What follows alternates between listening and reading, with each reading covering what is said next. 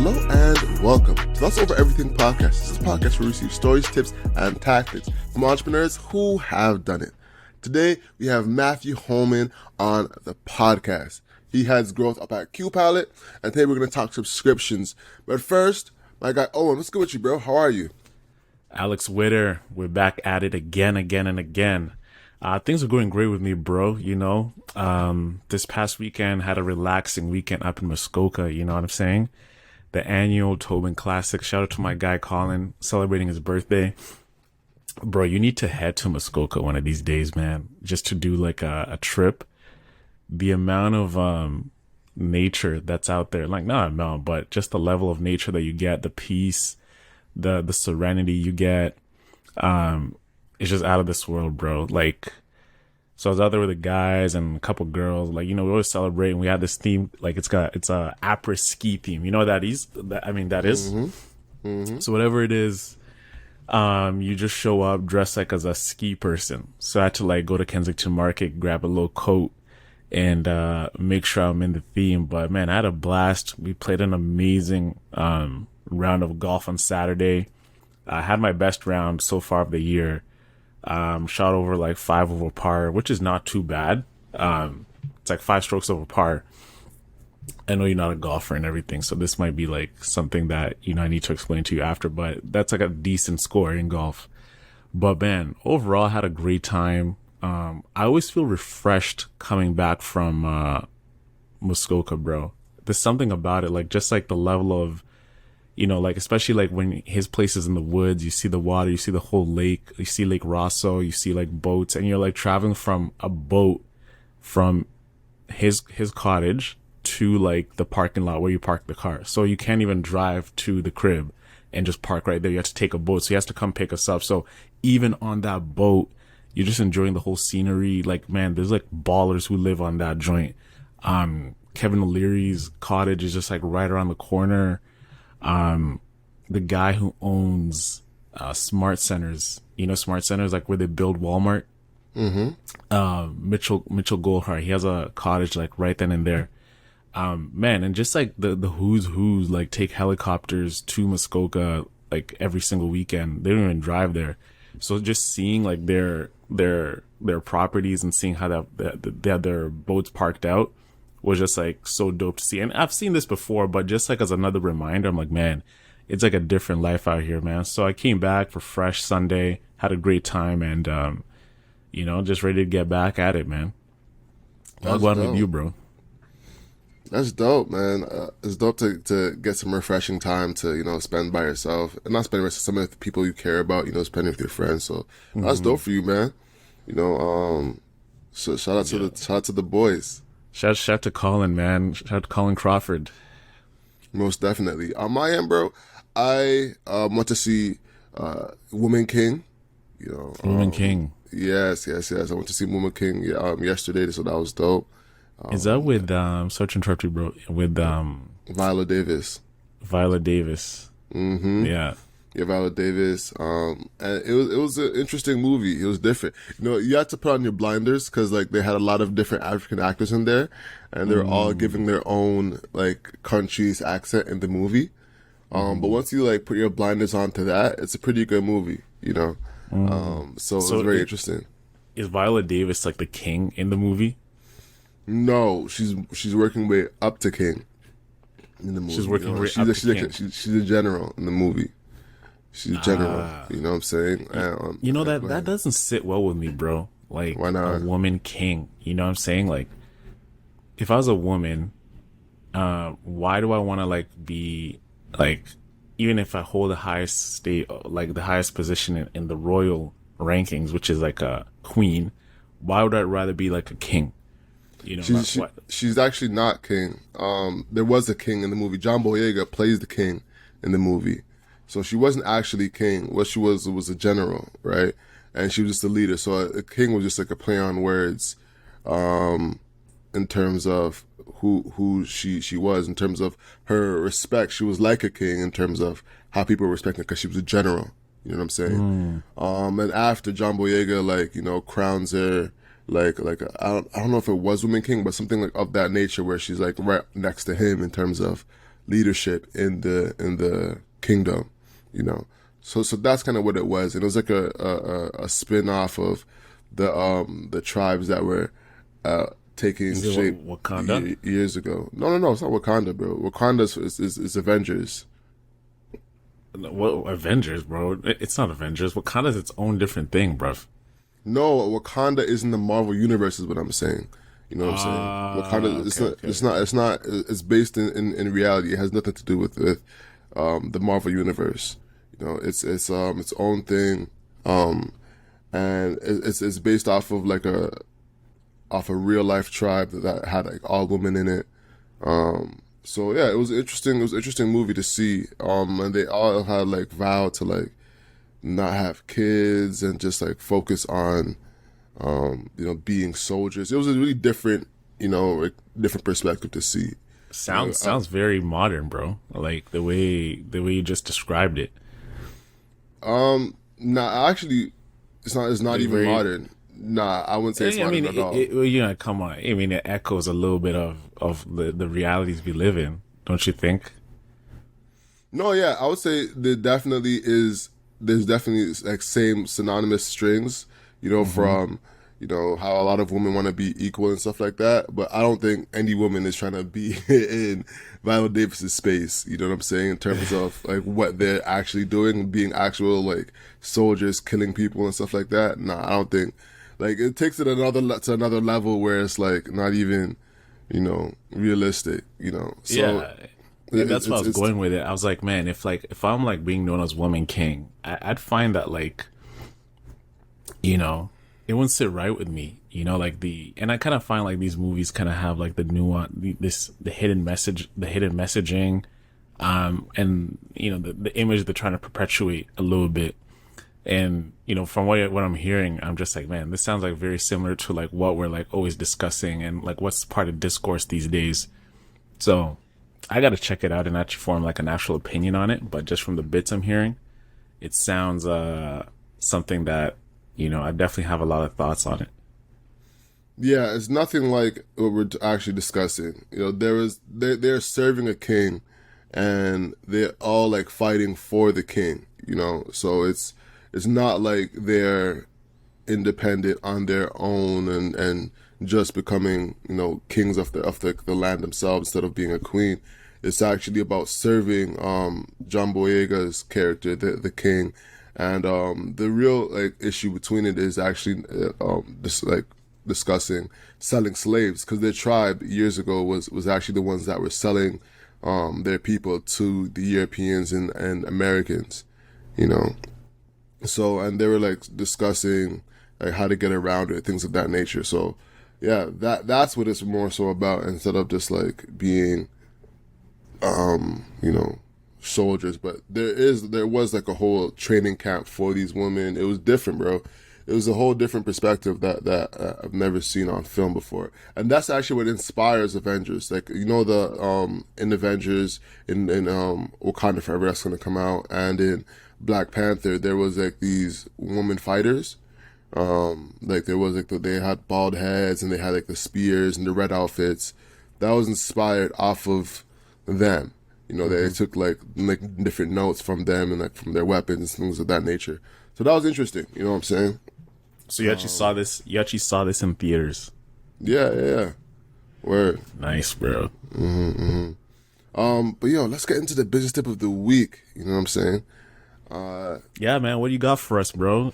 Bestow that knowledge on us. That's going to be transformative for our business, bro. Most definitely. So this week, we are talking about the top 5 Chrome extensions to help you have a more productive. I just took some quick notes, things that I found extremely easy. So I have about 5 apps for you, 5 Chrome extensions that you can use to make your life easier as you run your business. So number 1 is Color Picker. Color Picker is an easy way for you to pick colors online. So one of the things that I find a lot of times, you'll see a color on someone's story or someone's website, and you go, what color is that? And you want to like steal that. You can do that with Color Picker. It's a Chrome extension that you can just find in the Chrome store. That one has been a gem, especially if you're working with a brand and they see a color that, it represents them, but you don't know the exact tone of it. You can just hover over it, and press the Chrome extension, and it'll copy it into your clipboard, and then you can paste the actual color code wherever you're using, if you're using it on Canva or wherever you're using it. So that's a big one. The next is font picker. Same exact thing, but just with fonts. You can highlight a font, right click it and hit font picker and see what font it is. So you can use that in any of your branding. That one's a big gem. I feel like a lot of people that are creatives would love that. Next is a classic. It's Scribe How. So Scribe How is basically Vidyard, but with specific steps to give instructions. And this one's going to be one I'm going to be using going forward, because one thing that's big is being able to do something once, get the instructions off that down, and be able to send it to people so they can take the instructions down yourself. Right? So Scribe How does that. So it allows you to work with teams virtually to be able to send instructions and different information out. So that's a big gem. Next is Keywords Everywhere. So we're almost done now. Keywords Everywhere is an SEO tool. It's so useful. Keywords Everywhere is basically a SEO tool that allows you to see what terms are ranking on the Google page, and shows you the level of competition on that word as well, or phrase, or long-term keyword that you're looking for. So Keywords Everywhere is a big gem. If you're looking to have your pages be more SEO friendly, I highly suggest Keywords Everywhere.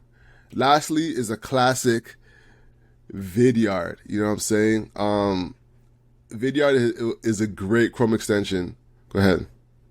Shout out to my old stomping grounds, bro. I used to work at Vidyard, everybody, and I used to be the strategic partnerships manager at Vidyard, and I spoke so much about video like every day, bro, that I became so apathetic about it. Like, I was just like, man, bun this, because the thing about Vidyard is it's such a simple product, but there's so much you can actually sell on it, because like other complex like solutions and for example, like where I used to work in Alita before, where it's like more of an insights platform, it's more robust, right? You can do a lot of add-ons, you can do this, you can mold it to the organization size. But Vidyard was just so simple, like even at the enterprise level. Okay, it licenses, you integrate it, boom, that's it, right? So there's nothing really switching up every time, but I definitely highly encourage everyone to use Vidyard. Amazing product. Hold on, we gotta tell them what Vidyard does. You know what I'm saying? Like let them know. You know this people better than I do. Oh, of course. Okay, all right. So everyone, so like to complete the last 5 tools you can use in the Chrome extension, Vidyard is an amazing product. What it is, it's a asynchronous video tool. So when we talk about asynchronous video, that means it's a closed loop video. Like, for example, Alex and I are on a live call right now. That is synchronous video. So asynchronous is something that has a closed loop. So this is perfect if you're looking to send an email to someone who you're looking to get their attention, if you want to be more intentional with your messaging. And this is perfect if you're a salesperson, if you're looking to create an impression on the person you're looking to get in contact with. They're getting probably like hundreds of emails a day from like sales reps. So the best thing you can do is add video to your product, to your messaging. It's also good for internal use. If you want to use it for sharing your ideas, if you can screen record, explain everything you're explaining instead of like writing a massive text about it, and letting your recipient, use their imagination to really understand what you're talking about. This is a perfect tool for it. And there's many other use cases you can use. If you're running a sales team, you can use it for quick summary of thoughts of how things are going, and just use it just to communicate efficiently, because when we talk, we use our expressions, we use our voice, we use our body language, and in a technological sense, that's stripped away from us because we're behind a screen. So this is the best way to do it. You can send 10-minute videos, 20-minute videos, up to an hour, depending on what package you have. Vidyard, I need a cut for this. The amount of money you guys paid me, like, that was good, but I'm still promoting. A competitor of them is Loom, just so it's not, it's not sponsored.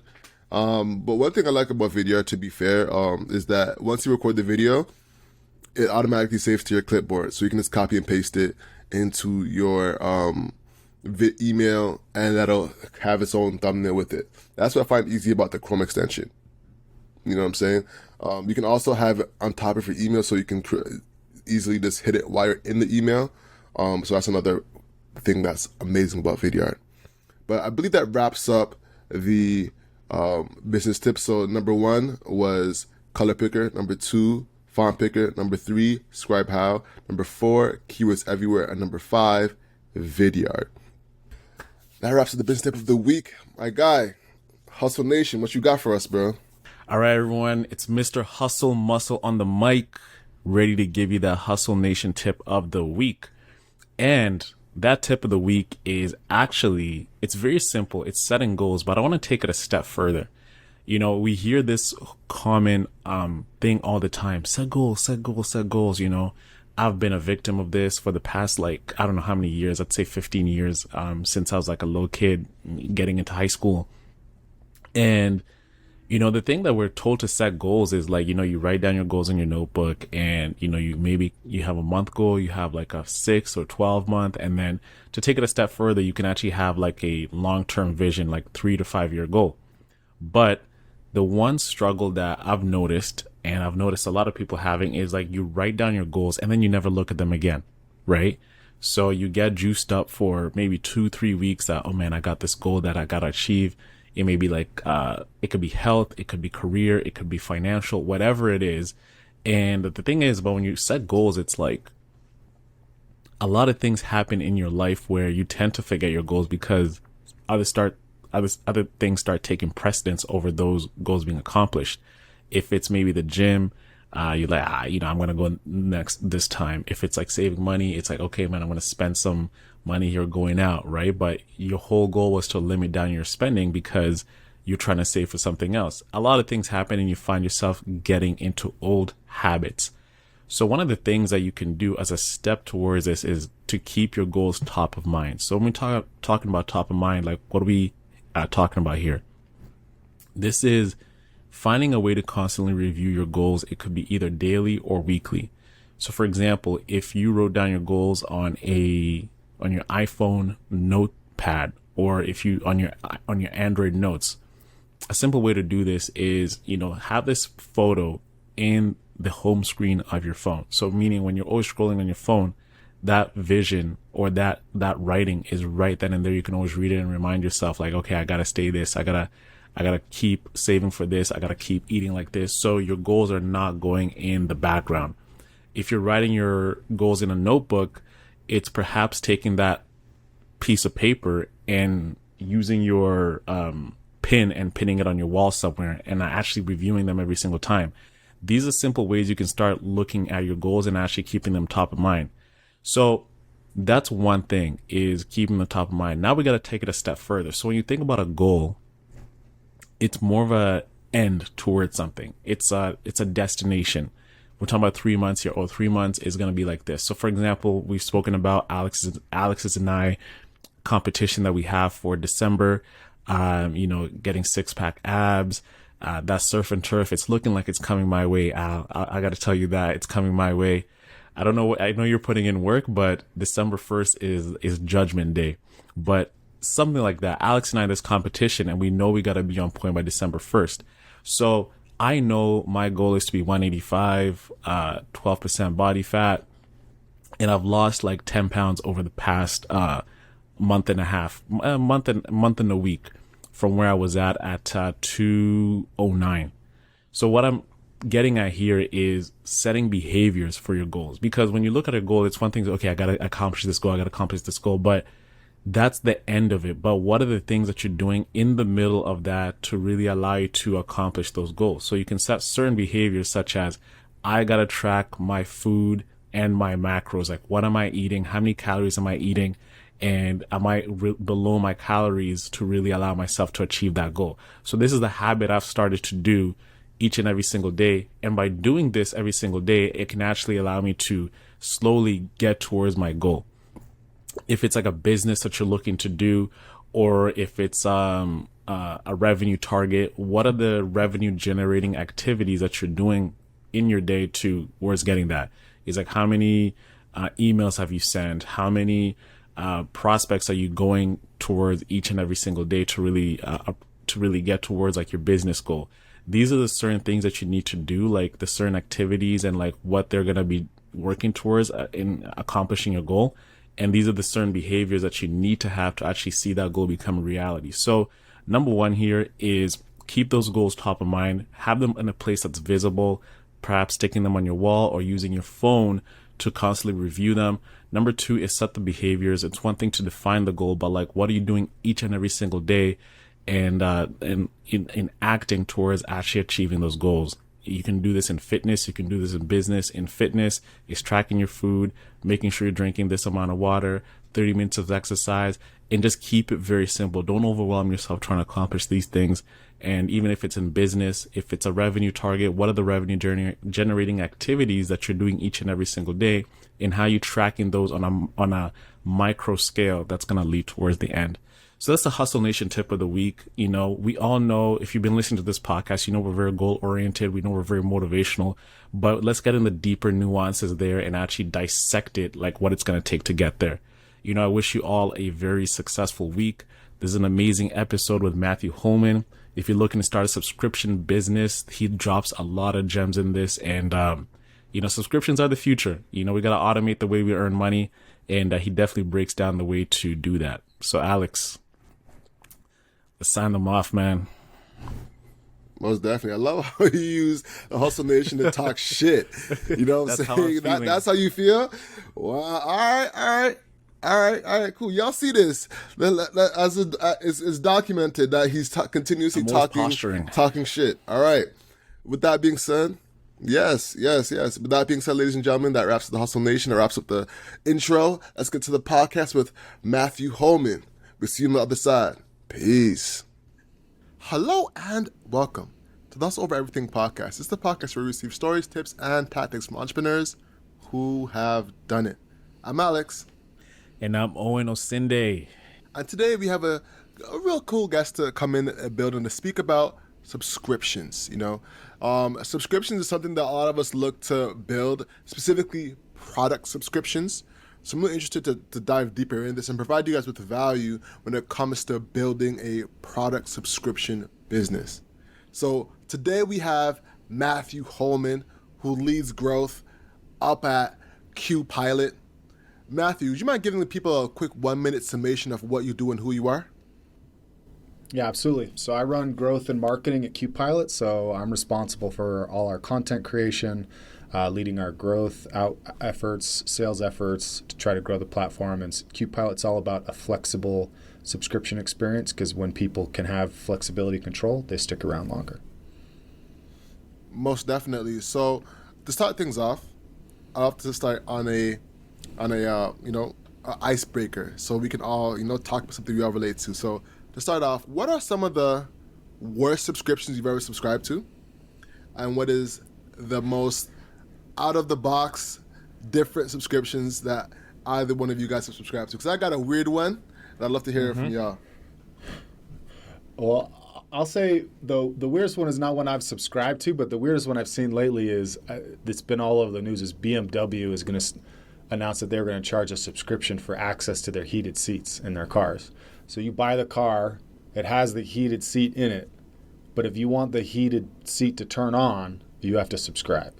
You have to pay like $10-15 a month. I hate that. So they control like the access. heating. Is it like a hydro? Here we have like Toronto Hydro, right? Like you pay monthly to get like your heating, right? So they're able to control every BMW's heating. Is that what you're saying? Yeah. Yep. Wow. Yeah. Probably not now because I got so much backlash, but they're trying to figure out how to monetize subscriptions. That is horrible. Honestly, they're trying to get at Tesla for the upgrades is what I'm thinking. Like Tesla has upgrades, means something to try and like compete with that is what I'm hearing mentally. Right. But that's horrible. Like that's probably the worst thing I could possibly see. Like your product comes with it, but in order to get it, you have to subscribe. Right. Horrible. Well, bro, I've already paid the you best for business model. Yeah, exactly. It's like especially a replaceable part if something goes out. Yeah, it's horrible. Oh, of course. So what what about is you, the O? worst? No, I mean Matthew didn't say his worst. Oh yeah. That's the one subscription. you've seen. But what's Seen. your worst? Seen. What's one of See, you I don't experienced yourself? necessarily I don't subscribe to a lot because I'm super like I don't like getting too far into that. So like, I have a Razor subscription. I almost bought Fabletics has a workout short subscription, but the idea that I'm going to be getting a new pair of shorts all the time, just I don't know, didn't want to do it. So I get CBD for sleep, and those are that and Dollar Shave Club for my head is basically my 2 subscriptions. I mean, those sound like fun subscriptions, Matt. Like, I don't know why they'll be the worst you've had, man. No, that's what I mean is if I've never had like a horrible personal subscription experience because I'm actually come from the side of things where I'm actually reluctant to subscribe. I'm the guy who thinks like I'll just order it when I need it. I remember actually I have an Amazon subscription for some kids' vitamins because they get used all the time, and then I have a subscription for a hot tub. We have a hot tub, so I get the cleaning chemicals on schedule. So I don't like doing a lot on subscription because, oh no, you're right. I did do Stitch Fix once. That was pretty bad. Stitch Fix? Stitch Fix is where you go through and you tell them your clothes, like you pick out clothes and stuff like that. It's pretty expensive. They send you a bunch of stuff and then you just send back what you don't want to use. The problem is like the fit. Like I've got I'm a long torso guy and stuff was too short and not quite broad enough in the shoulders, and so I ended up doing it for 1 month and then sent it back. That was probably my worst subscription experience. It didn't last very long. Man, I can imagine like the LTV for that business. It's less like, okay, you know what I mean? Like to have clothes being sent back all the time, like especially as a business, right. Like I would not want to be in that like industry, like where your subscribers are sending things they don't like. It's like even perishables, right? It's okay, the food's done, you don't like it, send it back to us. I mean, that's not a fun subscription. You want something that I'm gonna love this product, I'm gonna use it, I'm gonna be an advocate for it, and it's gonna be something that I find the best subscriptions is stuff that's in the background, right? Like where you don't even feel it coming out, right. But you're just experiencing the product for what it is. Yeah. But I mean, for me, the worst subscription I have is probably like my iCloud subscription. I pay like 14. I just had to upgrade that the other day. Exactly. Yo, it's like $14 a month. And then I just got a brand new iPhone 13 recently. So pretty much like I have 128 gigs on my phone, but there's so much content stored up in my iCloud from like university, the videos, the photos, and everything like that, where if I unleash all that content is gonna come take up my entire phone. So that was the whole reason I got a bigger phone, because I upgraded from 32 GB to 128, and now I have we need this space on the phone to be able to record podcasts in person. So if I cancel that subscription, I'm pretty much toast. I hate that. I'm the opposite. I have not subscribed to the iCloud subscription. I'm no every time, no, because I dislike being having to subscribe to something that it's already there. The storage is right there in your phone, basically. So I'm why do I have to access more storage? That's my thought process. The same way you think about the heated seats with BMW. So I'm still saying no. I have a hard drive, an external hard drive that I'm gonna go through my phone and take out all the images and put them on a hard drive, just so I do not have to pay anything for iCloud. Because I give Apple enough of my money, you know what I'm saying? And now they're about to come out with subscriptions too, like not just subscriptions but ads on top of that. So you're about to pay for Apple TV and get ads on top of that. It's gonna be a lot. But my worst subscription. Most definitely. My worst subscription, I would have to say, I hate Audible. I don't use Audible at all. I found Libby to be really good in comparison to Audible. Just because it's free in comparison. And I would also say, I subscribed to a coffee brand, and they were trying to bombard me with multiple purchases. And I also subscribed to a virtual networking company. Actually, Owen, you were there when I was talking to you about it. So in this networking company, essentially, you join on and then you just get notified to hop on the chat to talk to people all across the world, And I canceled it, and then they sent me an email saying, okay, so let's do this. That was the opening line on the cancellation email.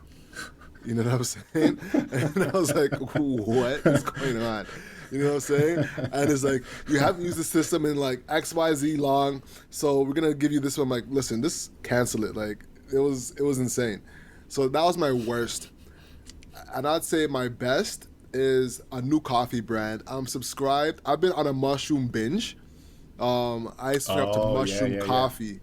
You know, I think I might have told you about it. But yeah, I'm heavy into mushroom coffee right now, so I've subscribed to a mushroom coffee brand to give me products once a month.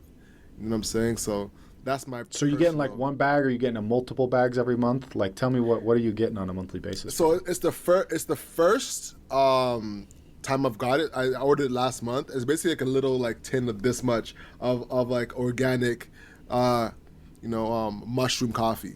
But I'm also trying another coffee out just to see if it's better. Right. I'll drop the name. It's Pure Shrooms. It's actually a Canadian brand of mushroom coffee because it helps you focus better. And I'm testing it in comparison to Four Sigmatic, the one that's super popular with Joe Rogan, and to see what makes me more productive. You know what I'm saying? So we'll see what happens. But that's one of the things that I'm personally subscribed to because I really like having intense focus. I have a lot of things like on the fly. I'm multitasking a lot, so focus is very important to me, you know? But enough of that. Let's get into the nitty-gritties of, subscription businesses, especially product subscription businesses. What are some common mistakes that you consistently see businesses do when it comes to subscriptions? Yeah, I think one of the biggest mistake that I see on it is, would be one of two things. One is that they're trying to invent this really, really complex, incredible like process for how people can engage with the brand without. So it's this idea of like you're trying to build a Tesla when you've only ever built a bike before, right? So an example, like with your mushroom coffee, let's say they wanted to month 1, you're getting this bag, and then month 2, it's like this different thing. And then month 3, you're getting an even different one. And we're going to send surveys, and we're going to have a place where you can log in and get all this community feedback. And we're going to send you all these mushroom tips. So they start offering all these things and make it really, really complicated. And what happens is they have no data to back that up. They just some founder, just somebody who's coming up with this idea of what they think would be cool, or they've seen other brands do this, right? Like a Stitch Fix. Like they didn't just wake up one day and come up with this really, really great this process. They started by sending there's an MVP involved. So that's one of the first big mistakes that I see people see is they try to overcomplicate it. And the other one would be is that you're trying to reach for a subscription that's not there. So what I mean by that is like BMW is trying to subscribe to that. Nobody's going to pay for something that they think that belongs in their car. Now, the flip side of that is, like Sirius XM radio, like I could have that beamed into my car. I might be willing to subscribe to that because I'm listening to that. I want to get access to that as something that's different. So, coffee, so if you're thinking about like trying to take your product to a subscription, I would always caution one, are people being asked for that? Like, do you have people that are saying, hey, I'd like to get this on a subscription? Because that's a little bit of a signal from people that they're willing to buy that. Is it something that's naturally makes sense for a subscription, like coffee, supplements, pet food, things that are being consumed regularly? And then the final thing would be like, what's the simplest way I can start doing this to see what people like? And the reason I say that too is like, you're testing for focus. So if you're getting marketed to for focus, you're trying it for focus, and then you cancel because you don't think you saw a focus change, like the brand needs to know that. If you didn't buy it for focus, say you just bought it because your friend told you that it was good for focus, and then you tell them, hey, I love this product because it helps me focus. They now have, oh, wow, Alex is using this because it helps him focus. We need to go back and redesign some of our workflows here where we're messaging this and reminding them on emails, like, how's the focus going? Are you able to get more done? You know what I mean? So you want, as a brand, you want data because you don't want to just start building out all these processes and trying to market these things. And you're going to miss people, basically. Got you. So, like, when we're looking at launching a subscription-based business, right, let's take it from day one, right? So you have someone coming in. Yeah. They have an idea for a replenishable product, such as, let's say, spices, or they're looking to they have like a fruit subscription, right? Something that people need every single day. And, we can use this example and we can go like maybe like a software, like a Spotify or an Apple Music, but it's something from day one. You have this idea, you have the concept built. What steps do you recommend for that entrepreneur from like the rip, like no one knows about them, to start marketing this business, to start building that trust, build that customer, and the whole shebang? The first thing is you got to decide, are you going to sell, is this a subscription only business, or is this I'm selling these as one time or subscription? So like with the spice example, am I going to sell spices on my website that have subscription as an option, or am I only selling a spice subscription? So that changes that as well, right? Because if you're doing the one-time option, then you're going to market those, and then you're going to try to catch people on the subscription, or you're going to try to upsell to people that have bought more than once on a subscription. If I'm selling a subscription-only business, I'm going to be marketing that a little bit differently, because I'm not trying to get somebody to buy one time. I'm trying to the threshold is going to be a little bit higher, right? Because you're not committing to one purchase, you're committing to multiple purchases. So you want to be thinking about that, making that choice. And then the other thing is just thinking about, like most things within, when we're talking like direct to consumer e-commerce, is common friction points around subscriptions. People are often going to be worried that, one, they can't cancel. So you want to like have messaging and make it really clear that if they do subscribe, it's really easy to change that, cancel that, do that yourself. The other thing would be people are often worried about like running out or having too much product on hand. So like Alex getting mushroom coffee, like what happens if he only drinks half of a tin a month and now he's got 2 tins sitting there, right? So you want to be able to get that kind of information and or make it easy for people to like manage how they're going to get that. But those are generally why people don't subscribe. So you want to at least try to overcome that with good messaging and product page design. And then the final thing would be is like, I'm coming back to this data thing without making it too, like, I don't think you need to get super complex, is trying to gather reasons why people are getting on it. So you want to be talking to people like, what made you want to do this and jump at this and try the subscription? And even if that's just like when you're a small startup, you're hustling, like you got to be making those calls yourself. You got to get that data yourself.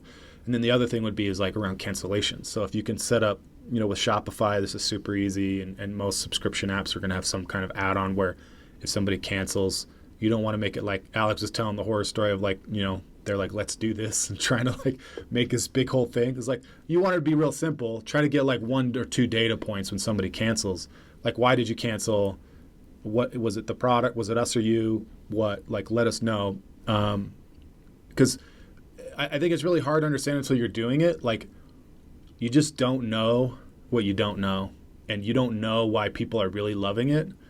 It's rare when a brand is just like totally aligned with their customer from the gate and they don't change anything. It's generally as you start on an assumption, you learn, you iterate, you reposition a little bit, you learn some more, you do it again. And the best subscription businesses are doing that. They go with an MVP, they start to gather data, they figure something out, they make a little change, their conversions boost 20%, like their retention goes up 10%. They gather more data, right? Like you got to do it on a bit by bit. Yeah, and you're right on that, man. Even like when I subscribed to it was like a shaving brand that I really respect. It's like called Bevel. So the thing about me is it's like I really wanted to support the brand, but I rarely shave often, right? I think at this stage I was really trying to grow my beard. And the one thing that really annoyed me that I found at the time, even though I loved the brand, was like how sneaky the subscription was. So for example, I might check out, and I've noticed a lot of different businesses do this, right? They'll not really make it seem as if this is on auto ship, like where you're going to be getting it in every month or maybe bi-monthly. And then next thing I know is like, and mind you, Matt, I'm like in university at this point, right? So every dollar to me matters. I'm working like a part-time job, like, living with a bunch of roommates, but I really want to like use this brand. So I'm like trying to like buy groceries, right? I hadn't checked my bank account, and like groceries were like $100, and like I'm like a broke college student at this point, right? And I just thought I bought this kit one time, and my thing gets declined. I'm like, what the hell? Like I know, like I just paid rent, I just paid my phone bill. I definitely know I have enough funds to buy this thing. So I go aside, I check my TD bank app. and I see I got auto charged and in USD too. Like, can you take that in US dollar? It's just like $90 with shipping and tariffs and everything like that. I'm like, are you kidding me, bro? Like, and then I had this oversupply of shaving. It's the same thing, like the same cream, the same palm, another razor as well too. I'm like, come on. So funny enough, I still have 2 kits. So one kit, because I stopped shaving because I was trying to grow my beard. One kit is for my traveling, so I keep that in my toiletry bag. So whenever I go home, if I'm traveling, I know I have like something to shave if I need to line up. And then the other one just stays in my bathroom, man. But that's one thing I find these subscriptions doing, is that they're so sneaky to get you into a repetitive customer. Yeah, and that I mean, that's a bad experience. And I like to pull out just a couple things you said as a good example. One, the fact that you're using 2 kits in 2 different ways. That's you're doing that as a result of a bad experience. But as a brand, I would be curious, because maybe I can market to my consumers and say, I sell the 1 kit and with replenishment, but hey, a lot of our guys use 2 because they travel and they don't want to have to swap them out all the time. That might not be a core business component, but that's an upsell opportunity, right? Like, hey, I know you only really need 1 kit. However, Owen over here uses a 2nd kit because he doesn't want to have to worry about changing out his travel bag all the time. Boom, there's an interesting use case right there, right? The other thing would be is like, if you want to sell that way, I always equate that to like bad gym memberships, right? Like, if you want to be a gym membership company, then fine. Just know that at the end of the day, a lot of people are going to resent you. Otherwise is, oh, hey, here's your kit. We do auto ship the replenishment stuff. And oh, yeah, hey, Owen, sorry, like you didn't need them that fast because you're shaving, or you're growing your beard out. So why don't you put that replenishment on 6 months instead of 1 month? Like you can create an engagement or an experience where it actually gets personalized for you. And that way that 6-month renewal is better than no renewal, right? Like that's the attitude we want to try to meet people where they're at and work with those people. I will say, so that people don't feel overwhelmed by having to make this really, really complicated, is most people when they subscribe are okay with the status quo. There's 10 to 20% of your customers maybe need something a little bit different, but that's where the profit is, right? You want to make sure if you can make it easy for those people to stick around, your subscription business is going to be much more profitable. What are some subscription businesses you see killing it right now that you feel like I've actually got it right? Product subscription specifically. Yeah. I think still like one of the leaders in the space that I love, that I use, and they've been around from the beginning, is Dollar Shave Club. And there are some that are similar to them, Harry's, and there's some female shaving brands that they're starting up as well. And they're kind of having this approach, which is they're having diverse product lines. So they start out selling razors, but they're going to start selling shaving cream and aftershave and all these other products, because they're going after the whole cosmetic space itself. But it's also about if I'm shaving my head, I go through a razor a week, right? Maybe. But if I start shaving my face, I'm going to go through 2 razors a week. So my subscription changes. And I've been on Dollar Shave Club for like 3 or 4 years right now, and I do change it periodically. If I get too many razors, I just pause it for 3 months. And I can go in and choose to do that. I can just pause it, period, or I can go, no, I want the next shipment to go 3 months from now, something like that. So those ones are doing really well. I think some of the more innovative ones, like we're seeing food subscriptions, like you mentioned, like fresh food stuff. I think with the rise, like with COVID and everything, we're seeing a lot of brands getting meat boxes or experiences. So there's a lot of really fun ones in the space, depending. I've mentioned this one before, but I was at a subscription trade show, and somebody that won they were doing subscription boxes for guinea pigs. So I think that niches, niches are doing really, really well. Yeah. So you're creating community. I follow a woman on TikTok who does an ADHD subscription, and it's all about stuff to help people with ADHD, whether they're planners and games and tactile things. And so I think that's really where the future is like not thinking like, oh, I'm going to become the next Dollar Shave Club, but really I want to make a men's product line for travelers. And so every month I'm going to send a different thing from a different city, or you niche down to something really cool, and you get to have fun with it. It's creative. I think that's where some of the cool stuff is happening. Yeah, and even I've noticed too, there's a watch subscription, right? So you have these watch fans, right? And I heard this one podcast. This one guy did. It was like an e-commerce podcast. I think Shopify did it. He launched like a subscription for watches, and the way to draw interest for this watch is like he would have like a draw for a Rolex, right? So he got so many subscribers like all in one time because he was able to like give someone the hope of winning a Rolex. So let's say I subscribe for a watch, maybe $90 to $100 a month. The chance of me winning a Rolex is like, okay, I get maybe $14,000 worth of value when I win that Rolex. It totally beats like the $100 I'm going to be spending every month for a new watch. So he grew like his business like super quick. In like 3 months, he had close to like 800 subscribers. And for a watch subscription, that is huge.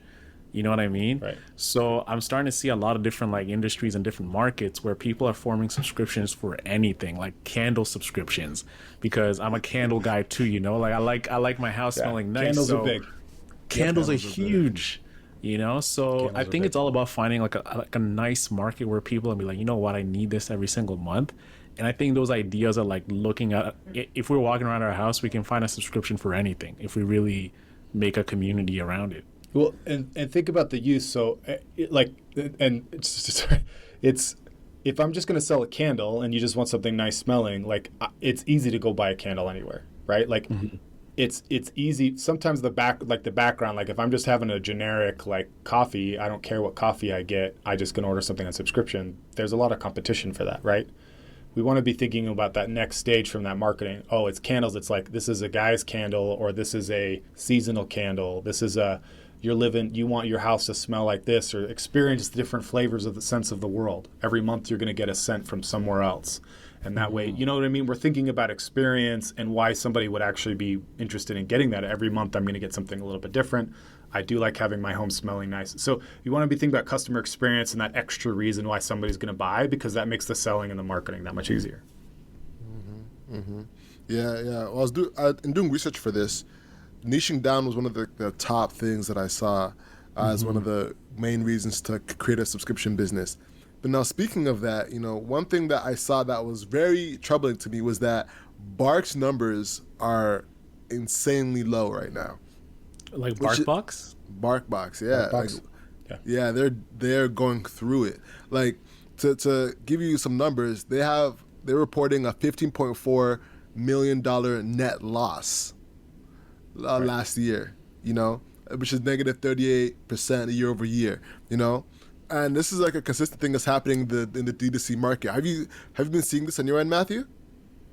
Yeah, absolutely. Well, and I mentioned Stitch Fix earlier. Is that same thing? They were in the news the other day, like that they're really struggling to sustain their business model. Well, BarkBox is going up against a ton of like the pet food space, the pet supplement food, toy space is just booming.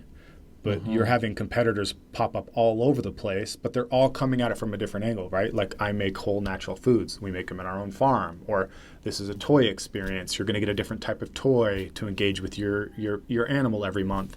Or some brands are doing like, you know, selling CBD supplements and things like that as well for pets. So there's a ton of competition there. And some of the big brands are seeing a lot of subscription fatigue from people in general, but the space overall is growing. Like the product subscriptions are looking at like they were at like 50 or 60 billion like last year, and they're projected to be at like 250 billion in another 5 years. So it's booming big time. Yeah, and that's another great point, Matthew. Is like, if you're looking at maybe at a candle subscription, is like if I decide to start like a candle subscription business, the threat that exists of maybe like a Bath and Body Works just coming in that space, because they have the supply chain, they have the brand, they have everything.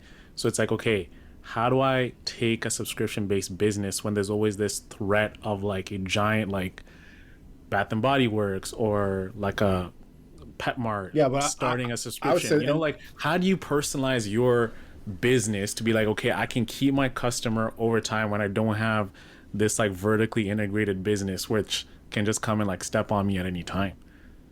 Yeah, but let's say like again, like the hustle culture, right? Is like, I think that as an individual entrepreneur or a small team of entrepreneurs, I can know my customer better in the short term than Bath and Bath and Body Works can, right?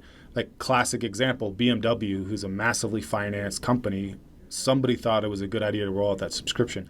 And in the end, maybe people will buy that and maybe their revenue numbers will go up. I'm highly skeptical of that, especially with all the blowback they've gotten.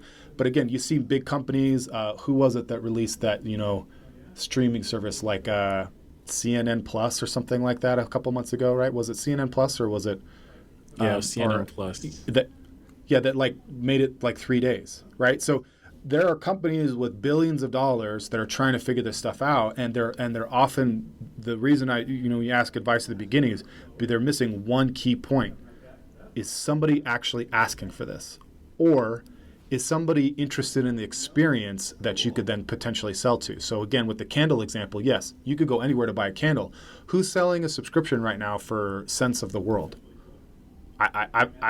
We could Google right now and see if there's one out there. But if there's a candle where every month you get it from, you get one from Turkey this month, and next month is Paris and Germany, and like all these different scents from these different places all over the world. Like, and maybe you don't do it every month. Maybe you do it every 3 months. Because you think about like where scale comes in, right? Like, okay, every 3 months I'm going to send 3 candles. Scenting and creating them myself or with a local manufacturer is not that complicated. It's a little expensive. And my acquisition, you start to think about, I'm trying to market to this type of persona. You can start getting going. And then again, this is where I come back to that data gathering is like, my assumption is that people want a different scent in their home every month, but it might just be that they just like these 3 scents. And so that's just what I sell. Every month I'm just going to send you the same 3 scents. I'm not going to get super fancy with it because people like these and they go through them regularly, So I think it's just really about getting in there and trying it and testing it, because you can move faster than these big companies. You can learn faster. You can learn more. You can turn that around. You know what I mean? It's different at scale. It's a lot, in some ways it's harder at scale because you have to go through and change so many things and it's so expensive. Yeah, more approvals. That's the real thing. Is this getting another human to sign off on it? Whereas if it's 2 people, it's like, all right, done, and then you make the change, send right? it out. Send it out. We're good, And I think the difference is between thinking about Starbucks and bulletproof coffee, or the coffee I had, Pure Shrooms that I'm subscribed to. It's knowing that people want coffee just to subscribe to something that will make them focus, or something that's like Starbucks where they have, how do you pronounce it? How do you pronounce the Kenyan coffee? Is it Arabica, whatever coffee? Arabica. Arabica. Thank you. Yeah. You see, I'm showing my coffee ignorance here. You know what I'm saying? Bro, did I tell you I used to be a barista, bro? Like I am a coffee. Yeah, man, I used to be a barista, man, at back when I was a kid, man. So I know all the beans, bro. Like, so McDonald's actually has the best beans, right? They use Arabica beans, and then you have like Tim Hortons. They started slowly incorporating Arabica, but they used to use a bean called Robusta. So Robusta is like a more lesser. It's seen as like a cheaper coffee bean more than Arabica. Like Arabica has like a richer taste and smell, so it can like be easily blended in many different things, man. But yeah, I used to like be nice with the cappuccino machines, but I used to like boil that milk to the perfect temperature, bro. Like I knew my way around the coffee shop, bro. So I'm a man of many talents. Al, you didn't know that, eh? Nah, I'm learning something new. I love that you brought up the McDonald's example though, because to me that's actually one of my favorite, like a great business case stories. Back not that long ago, this is like 10 years ago, McDonald's is thinking about trying to make a move on Starbucks, right? Which anybody would tell you would be stupid. Starbucks is dominating, except there's a underserved persona, which is I don't want to wait in a long line and I don't need to sit there and connect to Wi-Fi.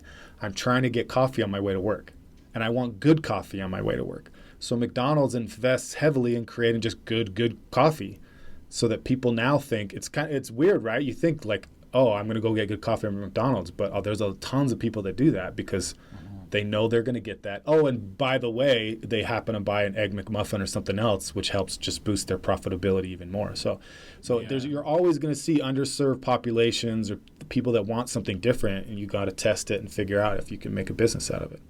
Most definitely. The way McDonald's came into Canada specifically with coffee, I think is a great business case because they had to fight against Starbucks and Tim Hortons. And Canadians are like Tim Hortons diehards. You know, where are you from, Matthew? Okay. I'm from California and Utah. California and Utah. US. So you ain't seen no Tim Hortons ever in your life, have you? I haven't. You've Nope. never seen a Timmy's? Wow, man, you're No, missing never out. seen a Timmy's. No.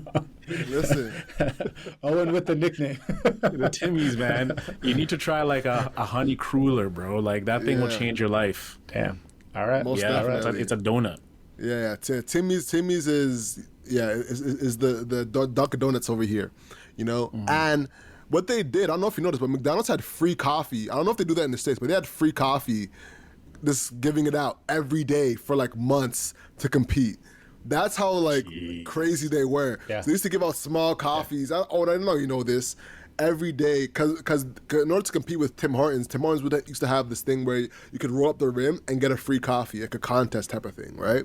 So Wow. Okay. in order to compete, McDonald's like that idea is so good that you might as well just give free coffee in order to compete and to get people to buy into the coffee. It was like business war, low key, kind of like Amazon versus that diapers brand, you know. So it was an interesting case study of like how they tried to like this enter the market at any case. But now I want to pivot a bit because you're in marketing and growth. I could tell I looked at your profile and I could tell that you've been in marketing for a while. When it comes to marketing subscription businesses, you know, I know you asked what people usually get wrong overall in the subscription business, but when it comes to marketing, what are some of the things people can use to have a better marketing, you know, operation when it comes to, you know, running a subscription business? Yeah.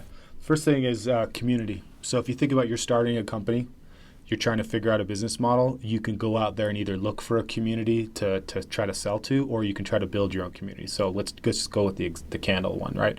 Like, are there Facebook groups that are about candles? If so, you could probably get quite a few of those members to like try yours for free, right? To get feedback, right? If there's not a candle group on Facebook, you could start one and start posting on Reddit and other places and trying to interact with people about getting people to try your candles for free. Or, you know, you wanted a support group of people who have a horrible smelling house, right? Like, really, that's where you go. And the reason the community can be so useful is a couple of reasons. One, you can actually set the foundation for your first round of sales, your first round of customers.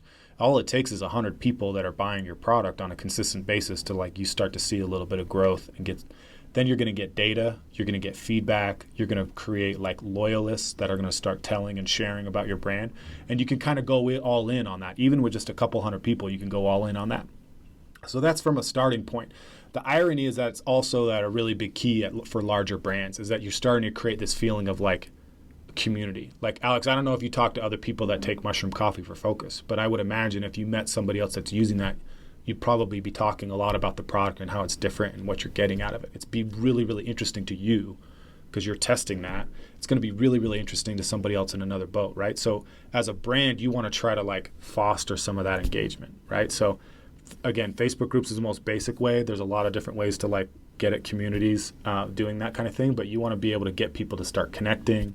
They start to look to you from a brand experience. You're offering more than just mushroom coffee. Maybe it's you know, you have a YouTube channel on focus tips, or you know, things like that, because you know that your customer is really worried about focus, about hustle, or something like that, right? So thinking about other ways you can play with content. That's the next step out of that. So like for me, like I work with subscription businesses. A lot of my content is related to scaling your subscription business. So I'm trying to give people like free information. I have a newsletter. I'm trying to grow that subscriber base because more and more people, if they look to me as a resource for subscriptions, they're going to ultimately are going to buy our software. And if not, at least we're going to be friends and network and referrals, right? So I think that's one of the biggest things I would look at from a scale standpoint. The other thing, like without getting in too deep into like paid and some of those stuff, is like I would always caution anybody who's thinking about launching ads is what data points are you going off of, right? Like again, mushroom coffee, what am I going to market? I see ads for mushroom coffee and I just see an ad about a guy who's like, this is why I use it. And he explains it. And the person who's talking on that ad is He's explaining it in a way that's kind of compelling, personalized, and I'm assuming that's based off of data or information they've gotten from their customer base because that's who they've been selling to successfully, right? So you want to be able to gather that kind of data, those reasons, because we, again, coming back to we always go into a business with an assumption. How are we proving that assumption? So like Qpilot for a long time, we thought it would be really important to sell to people that thought it was really easy. We can give you this really great subscription experience and it's really easy to implement. So we thought that's a great selling point, right? It makes sense. It's really, you can have this profound subscription experience. It's easy to implement. Well, it kind of was like, didn't necessarily resonate super well, but we're seeing a lot of traction with people that actually want a subscription partner.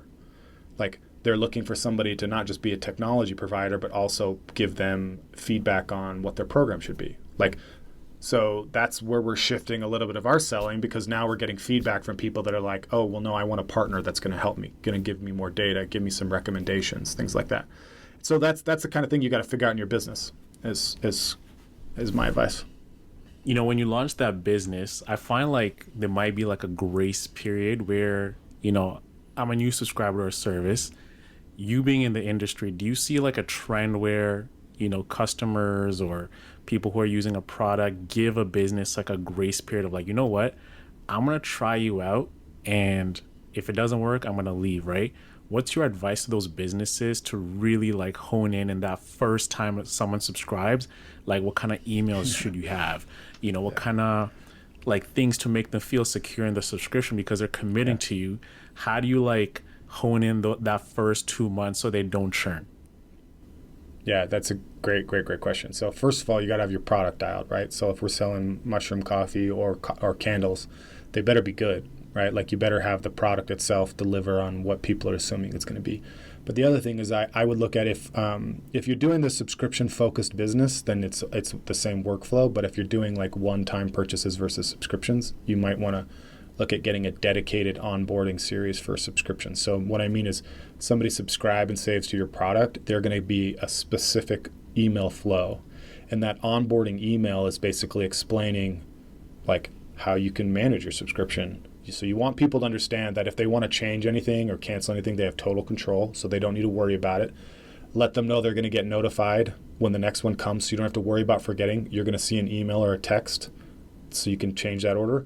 But I would always double down on the reason why people buy in the first place. So again, with the mushroom coffee, it's like, you know, your next stage of focus is on the way.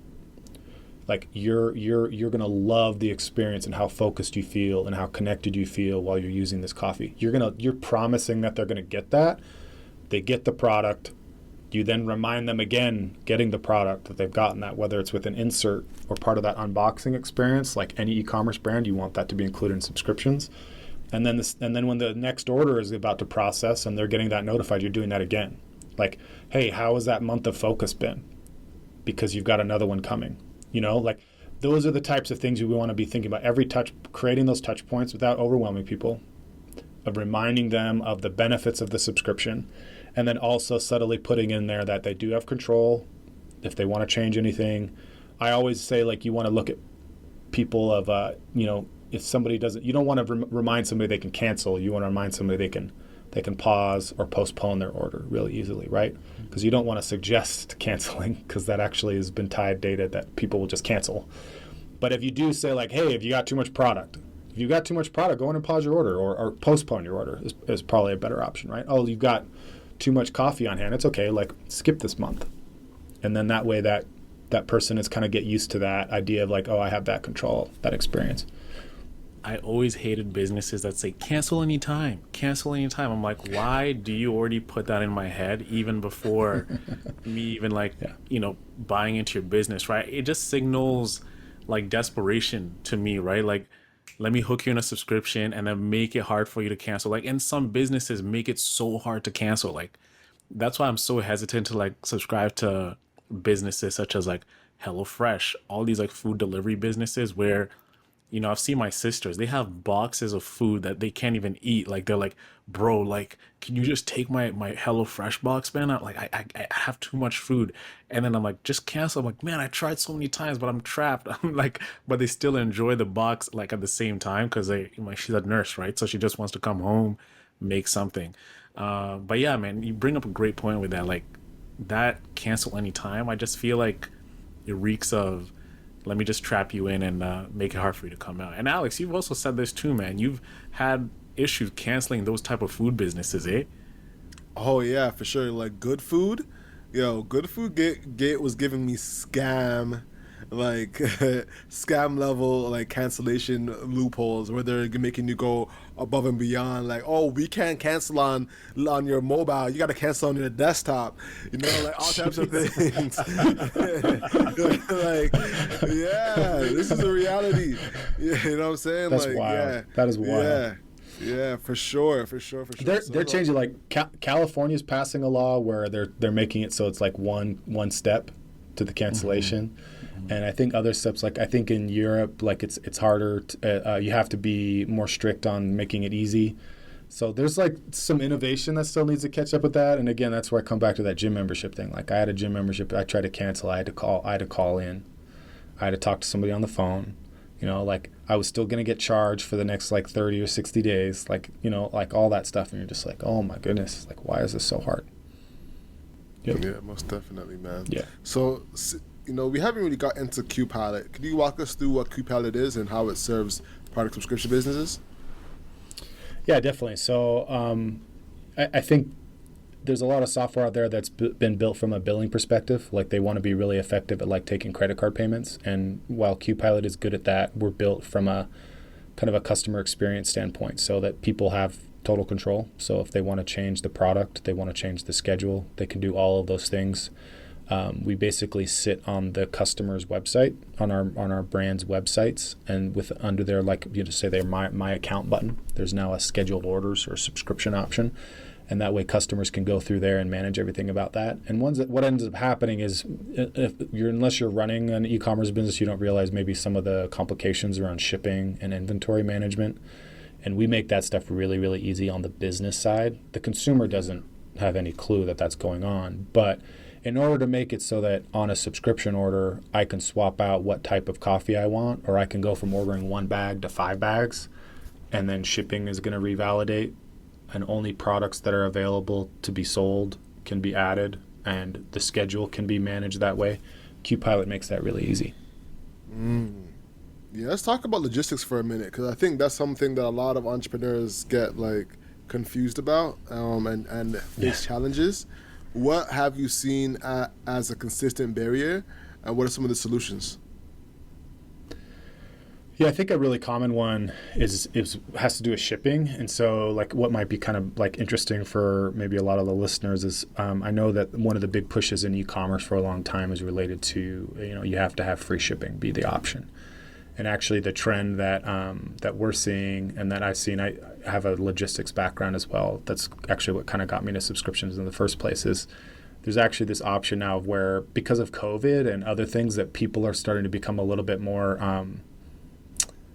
they understand how shipping works just a little bit better. And so one of the things that they're doing now is actually having 2 shipping options at checkout. So instead of there just being a free shipping option, you have a slow free shipping option and you have a fast or paid option. And that actually will boost conversions because people feel like they have a little bit of control and they'll actually think whether they need it quickly or not. And even though we want to remove friction, they're willing to pay it for free or not. So, and the reason this is powerful is like if I'm selling dog food and I'm going to buy a new thing, I already know if I'm about to be out or not. And if you're telling me it's free shipping and I get it in a week, okay, cool. But if I need it like in 2 days because I'm going to run out, and if I don't get it, I'm going to have to go to PetSmart or my local place and buy it, I'm willing to pay the $10 to get it expedited here a little bit faster, or the $15. So that's an option too, is like you no longer have to just think I just have to eat shipping costs. I can actually create an option where there's a free option and a paid option. The free option is slow, the paid option is a little bit faster. That actually improves customer experience because they feel like they're getting more control and they're going to get it when they want it. And the example I always use is like an Amazon, next day Prime is great. But if it's a ream of paper for my printer, I don't need it next day. I've already got paper. I'm just trying to get paper so when I run out, I'll have more. And we want to be able to cater to people where they're at, meet people where they're at. So that's one thing. The other thing that we're seeing in logistics spaces, and anybody's dealing with this is going to know this, is the amount of time to get product can take a long time. And so you want to be careful about when you're thinking about a subscription model, is that, are you reserving product? Like if I know that my shipment from China is going to be 6 months before I get here, I need to make sure I have enough product on hand for my next 6 months worth of subscriptions. Because if I sell out to a subscriber in exchange for acquiring a new customer, I'm upending the profitability model, right? Like I'm paying a Facebook ad $40, $50 acquisition cost to get a new customer, and then I'm running out of product for my subscriber that I already acquired. That's pure profit. Mm-hmm. So you got to be able to make sure that you're reserving product based on when you're going to get it back in for your subscribers so you don't run out. How are you acquiring customers right now? We do a myriad of ways. We do direct outreach. We do a little bit with paid ads, and then we do a lot with community building and content. So, I have a prescription newsletter that I put out every week.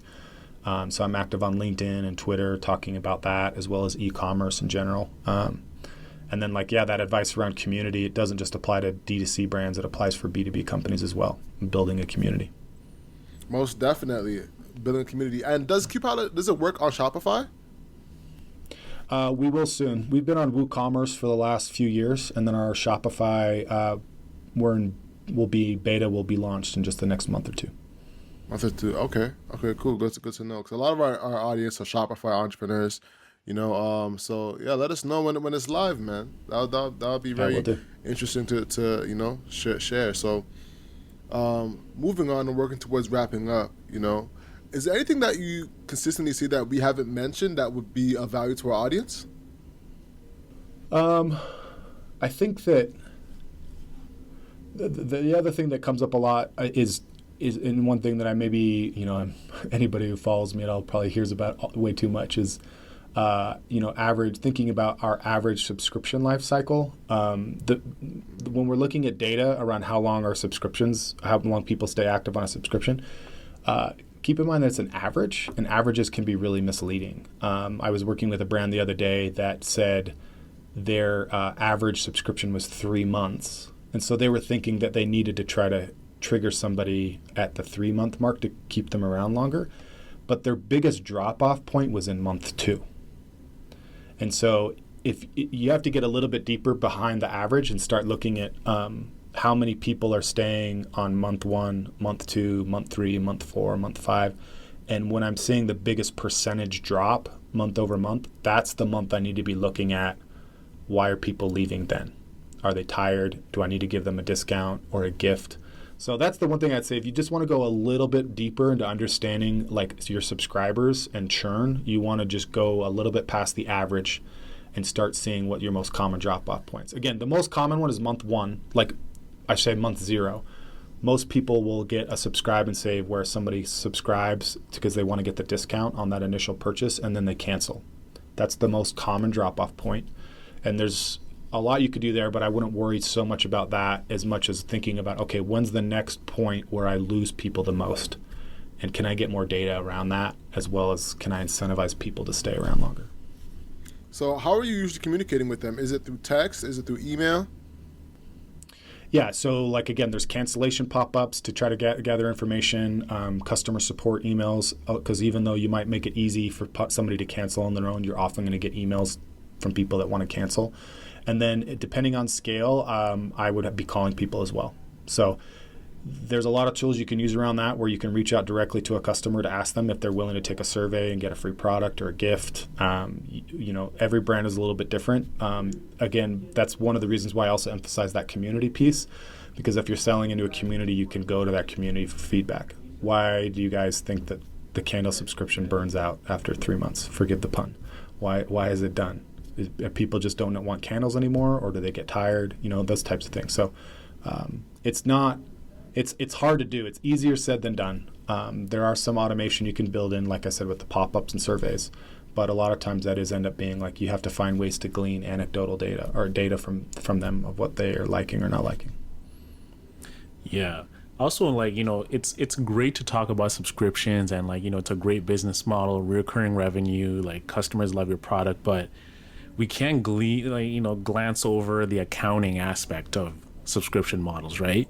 Like you got cancellations, you got free trials, you got like uplifts on certain subscriptions after Tons of like some discounts. time, tons of discounts, right? And it can become messy as like a novice coming into the space. So how do you manage your accounting process, especially as a subscription based business? Like, does Qpilot support that?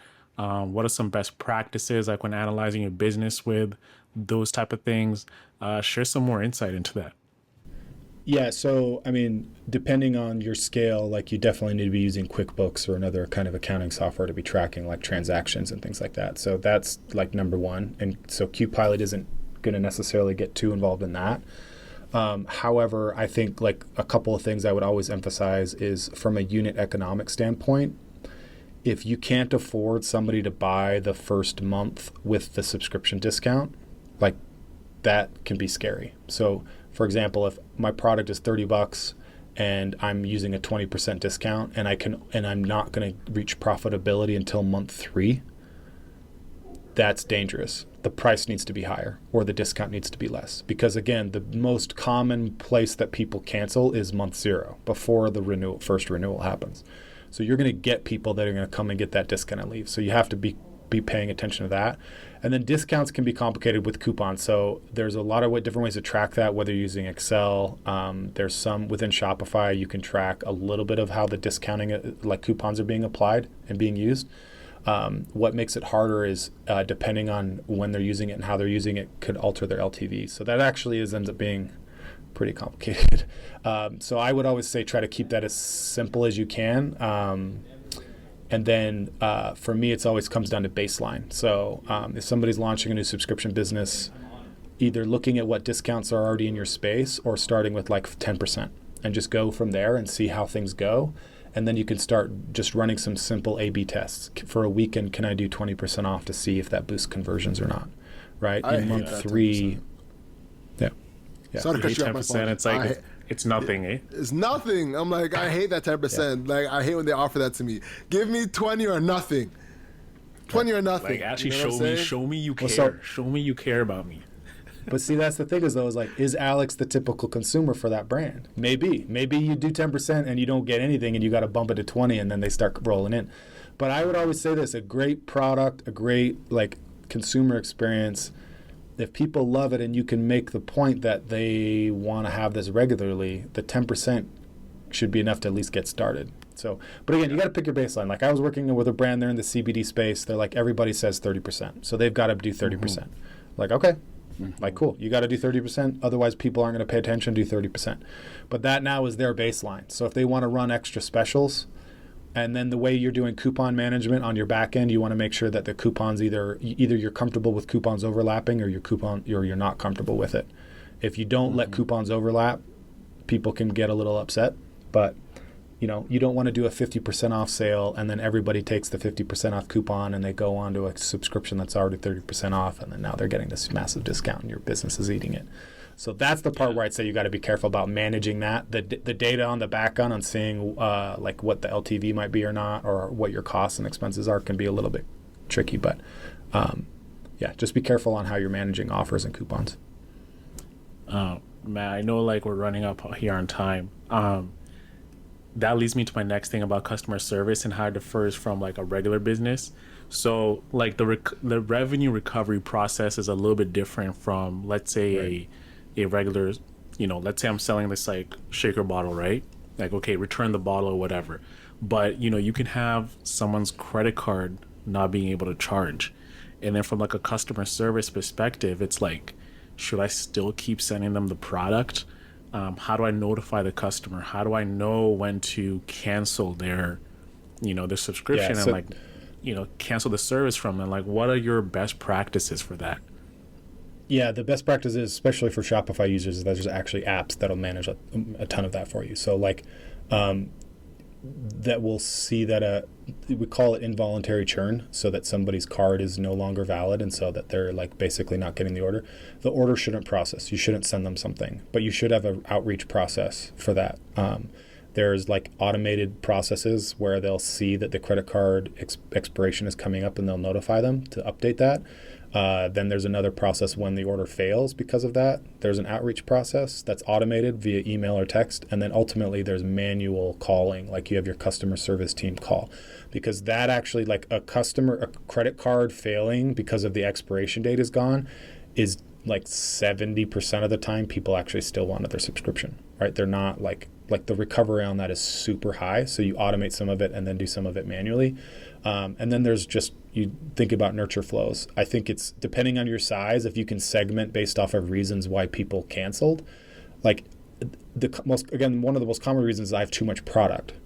Well, that person needs to be in a workflow where a month from now or 2 months from now or 3 months from now, they're getting that outreach on, hey, like you canceled because you had too much. Like, how are you doing now? Would you like to start that again? You know, if they cancel because they don't like your product or they said that it tasted bad or something like that, then, you know, maybe they don't get put into a win-back campaign. Most definitely. Yeah, most definitely, man. Where do you see subscriptions going in the future? Yeah, I think that two things to that. I think that subscriptions are going to catch up to the shopping cart. And what I mean by that is right now, like if you're on a Shopify site, you're checking out, like there's all this experience around like picking your shipping and your products, and there's upsells, and there's all this like control for the end user, right? Like Amazon is innovating a lot of this. And and subscriptions are kind of lagging. It's like this customer portal, and sometimes you can change something and sometimes you can't. So first, I see the subscription technology is catching up to the shopping cart in the sense of like there's all this control and there's all this visibility. Because like right now, the most common subscription is you actually don't see a shipping date. You don't see a delivery date. You see like the date it's going to process and maybe go out the door. So like if I'm shipping from, you know, Kansas to Toronto, like, do I know when that's actually going to arrive? Usually you don't. But with the Shopify like apps, like with apps like Shipper HQ and stuff like that, you can see delivery expectations. So that's happening in subscription as well. So it's no longer more about, oh, I'm just going to get it when I get it. I'm going to actually be able to see when I get it. And so I think a lot of that's innovating. It's happening right now. And that's some of the things that Qpilot is involved in developing. But I think like the next stage is like the removing thought from the repurchase process. So, you know, I mentioned like I have a hot tub, we're getting supplies. Like, you know, the Internet of Things, my hot tub orders its own supplies on a subscription on a recurring basis based off of usage and like temperature and chemicals and things like that. And if I need to go in there to manually override or change something, it's really easy to do. So I think that that's kind of like the future of where we're seeing replenishment. Amazon has this thing, and there's other startups too with coffee specifically. You just put your bag on the scale, and it calculates how much you have left and when you need a subscription to fire so that you get coffee back before you run out. That way you never need to worry about having too much on hand. So that's kind of where that future is, more engagement on that repeat purchase process so that people don't have to think about it. They don't have to shop. Mm-hmm. They just know they're going to get what they get, or they're going to get it when they need it. And either they're figuring that out or a machine is figuring it out for them. Why do you think Shopify hasn't been able to integrate like the subscription like model into their themes, into their website and everything? It seems like when you look at Shopify, it's like everything that exists within there's like, hey, you got to get that app for it. You got to do whatever. Like, why are they so slow to like actually supporting this type of business, in your opinion?